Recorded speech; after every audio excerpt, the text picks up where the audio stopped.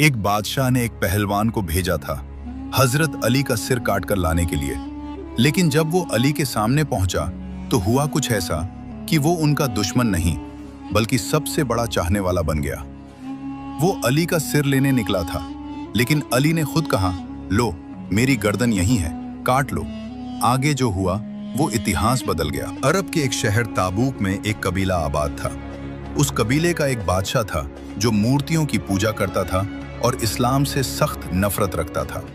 उसके दरबार में एक ज्योतिषी मौजूद था। एक दिन उस ज्योतिषी ने बादशाह से कहा, मैंने सुना है कि हजरत अली बहुत बड़े पहलवान हैं और उनकी ताकत का कोई मुकाबला नहीं। ये सुनकर बादशाह के चेहरे पर गुस्से की लकीरें उभर आईं। उसने कहा, अगर अली इतना बड़ा पहलवान है तो उसे पहलवान के ही हाथों हराया जाएगा। फौरन उसने अपने सिपाहियों को हुक्म दिया, जाओ और पूरे राज्य के जितने भी बड़े बड़े पहलवान हैं सबको मेरे दरबार में हाजिर करो। अगले ही दिन एक बड़ा सा मैदान तैयार किया गया जहां राज्य के तमाम पहलवान इकट्ठा हो गए। बादशाह ने ऊंची आवाज में कहा, तुम सब एक दूसरे से कुश्ती लड़ो और जो आखिर तक जीतेगा वही मेरा खास इनाम पाएगा। बादशाह का हुक्म मिलते ही कुश्तियां शुरू हो गईं। लंबे समय तक मुकाबले चलते रहे, धूल उड़ती रही और एक एक करके सारे पहलवान हारते चले गए। आखिर में सिर्फ एक पहलवान बचा जिसने सबको हरा दिया था। उसका नाम था फत्ता पहलवान। बादशाह उसकी ताकत देखकर बहुत खुश हुआ। उसने फत्ता पहलवान से कहा, तुम बहुत थक चुके हो, कुछ दिन यहीं आराम करो, फिर मैं तुम्हें तुम्हारा इनाम दूंगा। फत्ता पहलवान ने सिर झुकाकर हामी भर दी और आराम करने के लिए विश्राम गृह चला गया। कुछ दिन गुजरने के बाद बादशाह ने उसे दोबारा अपने दरबार में बुलाया। इस बार उसकी आवाज में एक अलग ही सख्ती थी। उसने कहा, अब मेरी बात ध्यान से सुनो, मैं तुम पर इतना खर्च क्यों कर रहा हूं, क्या तुम जानते हो? फत्ता पहलवान ने विनम्रता से जवाब दिया, नहीं, मुझे इसका कारण नहीं मालूम। बादशाह ने गहरी सांस ली और बोला, मैं अपने लिए कोई पहलवान नहीं ढूंढ रहा, बल्कि मैं एक ऐसे इंसान से नफरत करता हूं जिसकी बहादुरी और कुश्ती पूरे अरब में मशहूर है। कुछ पल रुककर उसने कहा, उसका नाम है हजरत अली। फिर वो फत्ता पहलवान के करीब आया और धीमी लेकिन खतरनाक आवाज में बोला, तुम मदीना जाओ और अली को कुश्ती में हराकर खत्म कर दो और उसका सिर मेरे पास लेकर आओ। इसके बाद उसने लालच देते हुए कहा, अगर तुम ऐसा कर पाए तो मैं अपनी बेटी का निकाह तुमसे कर दूंगा और अपने राज्य का आधा हिस्सा भी तुम्हें दे दूंगा। यह सुनकर फत्ता पहलवान के दिल में लालच जाग उठा। कुछ ही दिनों में वह 4-5 ताकतवर पहलवानों को साथ लेकर मदीना की तरफ रवाना हो गया। कई दिनों का सफर तय करने के बाद जब वे मदीना की सरहद पर पहुंचे तो शाम हो चुकी थी। रात गुजारने के लिए उन्होंने वहीं अपने तंबू लगा लिए और आराम करने लगे। अगली सुबह फज्र के वक्त जब फत्ता पहलवान और उसके साथी तंबू से बाहर निकले तो उन्होंने देखा एक नौजवान शख्स सड़क के रास्ते कहीं जा रहा था। उसके हाथ में एक बेलचा और फावड़ा था और उसके चेहरे पर सुकून और सादगी साफ नजर आ रही थी। उसे देखकर फत्ता पहलवान के एक साथी ने कहा, देखो एक आदमी आ रहा है, चलो उससे अली के बारे में पूछते हैं कि वो हमें कहाँ मिलेंगे। उन्होंने उस नौजवान को आवाज दी, ए नौजवान, इधर आओ। नौजवान ने उनकी तरफ देखा और बड़ी सादगी से जवाब दिया, काम तुम्हारा है तो तुम्हें ही इधर आना चाहिए। फिर फत्ता पहलवान और उसके साथी उस नौजवान के पास पहुंचे और बोले, ए युवक, हम इस शहर में नए हैं, हम एक शख्स को ढूंढ रहे हैं और उसके बारे में कुछ जानना चाहते हैं। नौजवान ने बड़े इत्मीनान से जवाब दिया, क्या जानना चाहते हो, मुझसे पूछो। तब एक पहलवान ने आगे बढ़कर कहा, जिस शख्स को हम ढूंढ रहे हैं उसका नाम है अली इब्न अबू तालिब। यह सुनकर नौजवान ने उनकी तरफ गौर से देखा और पूछा, क्या तुम पहले कभी उनसे मिले हो? उन्होंने कहा, नहीं। नौजवान ने फिर पूछा, क्या तुमने कभी उन्हें देखा है? उन्होंने फिर जवाब दिया, नहीं। उसने तीसरी बार पूछा, क्या तुमने कभी उनकी आवाज सुनी है? उन्होंने कहा, नहीं। नौजवान ने गहरी नजरों से उन्हें देखते हुए पूछा, तो फिर अली से तुम्हें क्या काम है? इस बार फत्ता पहलवान आगे बढ़ा और बोला, हम उनसे कुश्ती लड़ना चाहते हैं। नौजवान ने शांत लहजे में पूछा, तुम उनसे कुश्ती क्यों लड़ना चाहते हो? फत्ता पहलवान ने बिना झिझक कहा, हमें इस काम के लिए पैसे दिए गए हैं।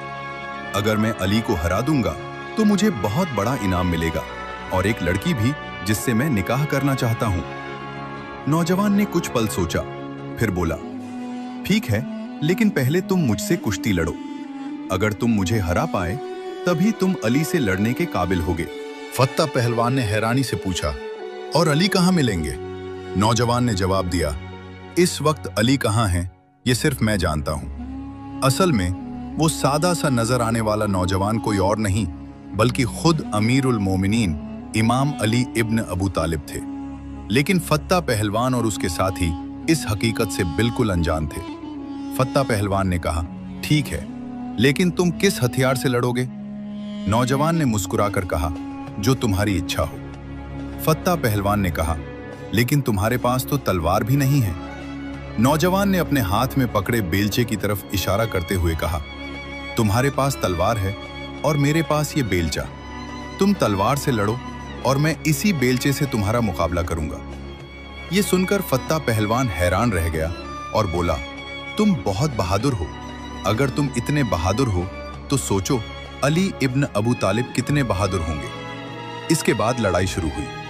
फत्ता पहलवान ने पहला वार किया, फिर दूसरा और फिर तीसरा वार भी किया। वो लगातार तलवार से हमला करता रहा, लेकिन वो नौजवान हर वार को बड़ी आसानी से रोकता गया। कुछ देर बाद फत्ता पहलवान थकने लगा और पीछे हट गया। तब नौजवान ने कहा, फत्ता, अब क्या तुम्हारी कोई और इच्छा बाकी है? फत्ता पहलवान ने गहरी सांस लेते हुए कहा, ऐ अनजान युवक, तुमने मुझे हैरान कर दिया। अब तलवार और बेलचे की लड़ाई छोड़ो, आओ अब हाथों से कुश्ती करें। नौजवान ने बिना देर किए जवाब दिया, ठीक है, जैसा तुम चाहो। अब दोनों आमने सामने थे। फत्ता पहलवान ने पहला दांव लगाया, फिर दूसरा और फिर तीसरा वार भी किया, लेकिन हर बार वो नौजवान उसके हर दांव को नाकाम कर देता। धीरे धीरे फत्ता पहलवान की ताकत जवाब देने लगी और वो बुरी तरह थक गया। कुछ देर बाद उसने कहा, अब मैं तीसरे तरीके से लड़ाई करूंगा, जिसमें मैं सबसे ज्यादा माहिर हूं और जिसे मैं हमेशा आखिरी में इस्तेमाल करता हूं। वो बोला, अब मैं भाला और बर्छी से हमला करूंगा। नौजवान ने पूरी शांति के साथ जवाब दिया, ठीक है, तुम भाले से लड़ो और मैं अपने इस फावड़े से तुम्हारा मुकाबला करूंगा। इसके बाद लड़ाई एक बार फिर शुरू हुई। इस बार भी फत्ता पहलवान पूरे जोर से हमला करता रहा, लगातार वार पर वार करता रहा, लेकिन वो नौजवान हर बार की तरह हर वार को आसानी से रोकता गया। दरअसल हजरत अली का अंदाज़े जंग ही अलग था। वो लड़ाई में सिर्फ सामने वाले के हथियार को नहीं देखते थे, बल्कि उसके दिल को पढ़ते थे। उन्होंने महसूस कर लिया था कि इस शख्स का हाथ भले ही हथियार चला रहा है, लेकिन उसका दिल साफ है। कुछ देर तक यूं ही मुकाबला चलता रहा। फिर आखिरकार फत्ता पहलवान थक कर रुक गया और भारी सांस लेते हुए बोला, मैं थक चुका हूं। तुमने तो अब तक मुझ पर एक भी वार नहीं किया, अब तुम वार करो। यह सुनकर हजरत अली ने अपने हाथ में मौजूद फावड़ा उसकी तरफ बढ़ाया और जैसे ही उन्होंने फावड़ा ऊपर उठाना शुरू किया, एक अजीब मंजर सामने आया। जैसे जैसे हजरत अली का हाथ ऊपर उठता, वैसे वैसे फत्ता पहलवान का पूरा जिस्म भी ऊपर उठने लगा। ये देखकर फत्ता पहलवान के होश उड़ गए। उसके साथ आए बाकी पहलवान भी घबरा गए। उनके दिलों में खौफ भर गया। उन्होंने सोचा, अगर इस अनजान युवक में इतनी ताकत है तो हजरत अली में कितनी होगी। फत्ता पहलवान अब पूरी तरह डर चुका था। वो कांपती आवाज में बोला, ऐ अनजान युवक, मैं हार चुका हूं। मैं अपनी हार स्वीकार करता हूं। तुम जीत गए, तुम ही विजेता हो। बस अब मुझे नीचे उतार दो। हजरत अली ने तुरंत उसे नीचे उतार दिया और अपना बेलचा और फावड़ा एक तरफ रख दिया। फिर उन्होंने नरमी से पूछा, बताओ फत्ता, अब क्या कहना चाहते हो?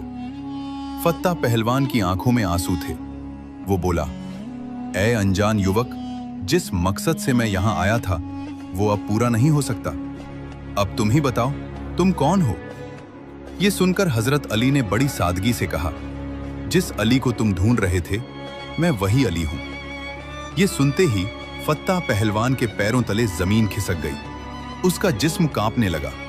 हजरत अली ने पूछा, ए फत्ता, तुम रो क्यों रहे हो? फत्ता रोते हुए बोला, ए मौला, मैं बड़ी उम्मीद लेकर आया था। सोचा था कि मुझे बहुत बड़ा इनाम मिलेगा और मैं उस औरत को पालूंगा जिससे मैं मोहब्बत करता हूं। यह सुनकर हजरत अली ने फरमाया, ए फत्ता, क्या तुम जानते हो कि तुम किसके दर पर आए हो? अली के दर से आज तक कोई खाली हाथ नहीं गया। फत्ता ने कांपती आवाज में कहा, ए अली इब्न अबू तालिब, अगर बात सिर्फ इनाम की होती तो मैं आपसे मांग लेता, लेकिन असल बात यह है कि मैं तो आपका सिर लेने आया था। यह सुनकर भी हजरत अली के चेहरे पर कोई गुस्सा नहीं आया, बल्कि उन्होंने फरमाया, अगर बात सिर की है तो क्या हुआ, गर्दन तो अली के पास ही है। अपनी तलवार निकालो और अली का सिर लेकर जाओ, अपना मकसद पूरा करो। यह सुनकर फत्ता पहलवान पूरी तरह टूट गया। वो रोते हुए बोला, ए अली, इतने दिनों बाद मुझे एक सच्चा नेता मिला है, एक सच्चा इंसान मिला है, एक सच्चा रहनुमा मिला है, और क्या मैं उसकी गर्दन सिर्फ एक औरत के लिए काट दूं? ये कभी नहीं हो सकता। वो जमीन पर झुक गया और बोला, ए अली, मैं आपको हराने आया था, लेकिन मैं खुद हार गया। मैं अपनी ही नीयत से हार गया।